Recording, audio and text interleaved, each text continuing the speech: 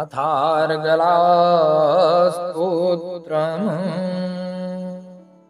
ॐ अस्य श्री अर्गलास्तोत्रमन्त्रस्य विष्णोर्ऋषिः अनुष्टुप् छन्दः श्रीमहालक्ष्मीर्देवता श्रीजगदम्बा प्रीतये सप्तशती पाठाङ्गत्वेन जपे विनियोगः। ॐ नमः चण्डिकायै। मार्कण्डेय उवाच ॐ जयन्ती मङ्गलाकाली भद्रकाली कपालिनी दुर्गा क्षमा शिवा धात्री स्वाहा स्वधा नमोऽस्तुते। जय त्वं देवी चामुण्डे जय भूतार्तिहारिणी जय सर्वगते देवी कालरात्रि नमोऽस्तुते। मधुकैटभविद्रा विविधात्री वरदे नमः। रूपं देहि जयं देहि यशो देहि द्वशो जहि महिषासुरनिर्णासि भक्तानां सुखदे नमः। रूपं देहि जयं देहि यशो देहि द्वशो जहि रक्तबीजवधे देवी चण्डमुण्डविनाशिनी। रूपं देहि जयं देहि यशो देहि द्वशो जहि शुम्भस्यैव निशुम्भस्य धूम्राक्षस्य च मर्दिनी। रूपं देहि जयं देहि यशो देहि द्वशो जहि वन्दिताङ्घ्रियुगे देवी सर्वसौभाग्यदायिनी। रूपं देहि जयं देहि यशो देहि द्वशो जहि अचिन्त्यारूपचरिते सर्वशत्रो विनाशिनी।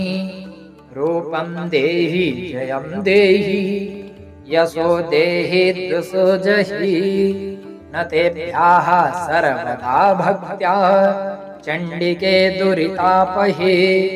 रूपं देहि जयं देहि यशो देहि द्वशो जहि स्तुवद्धो भक्तिपूर्वं त्वां चण्डिके व्याधिनाशिनी।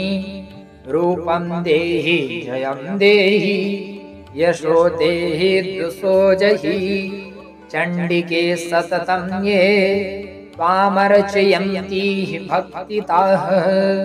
रूपं देहि जयं देहि यशो देहि द्वशो जहि देहि सौभाग्यमारोग्यं देहि मे परमं सुखं।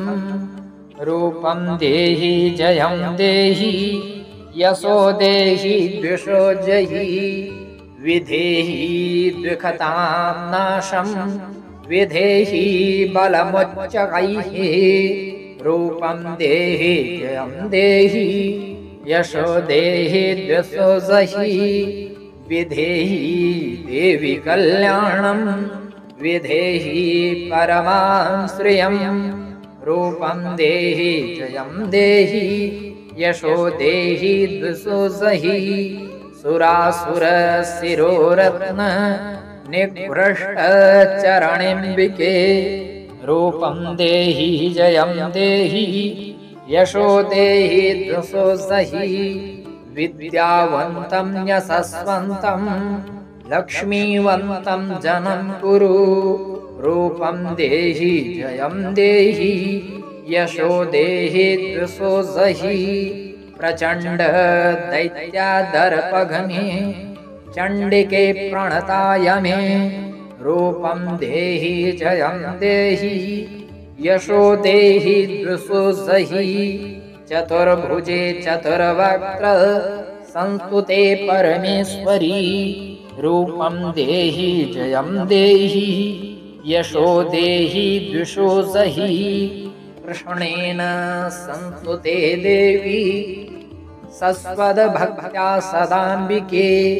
रूपं देहि जयं देहि यशो देहि द्वशो सहि हिमाचल सुतानाथ संस्तुते परमेश्वरी रूपं देहि जयं देहि यशो देहि द्विषोऽसहि इन्द्राणी पतिसद्भावपूजिते परमेश्वरी रूपं देहि जयं देहि यशो देहि द्विषोऽसहि देवी प्रचण्डदोरदण्ड दैत्यादर्पविनाशिनी रूपं देहि जयं देहि यशो देहि द्विषोऽसहि देवी भक्तजनोद्दाम दत्तानन्दोदयेदम्बिके रूपं देहि जयं देहि यशो देहि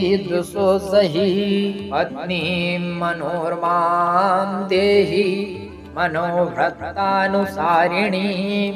तारिणीं दुर्गसंसारसागरस्य कुलोद्भवाम् इदं स्तोत्रं पठित्वा तु महास्तोत्रं पठेन्नरः स तु सप्तशती संख्या वरमाप्नोति सम्पदाम् ॐ अथ श्री सत्यकामः देव्या अर्गला स्तोत्रम्।